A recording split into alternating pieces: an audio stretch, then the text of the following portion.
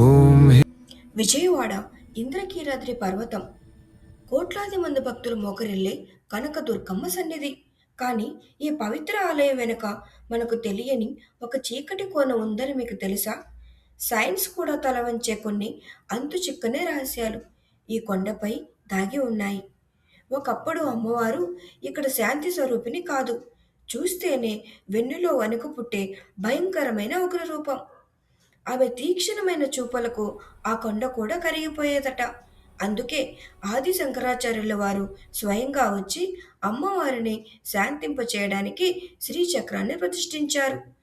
ఆ చక్రం లేకపోతే ఇప్పటికీ ఆ కొండపైకి వెళ్ళే ధైర్యం ఎవరూ చేయలేరని అంటారు.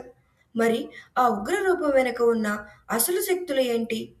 అర్ధరాత్రి 12 దాటాక ఆలయం మొత్తం నిర్మానుష్యంగా మారుతుంది.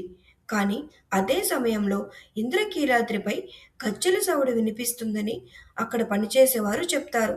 అమ్మవారు స్వయంగా కృష్ణానదిలో స్నానం చేయడానికి కొండ దిగి వస్తుందని ఒక నమ్మకం.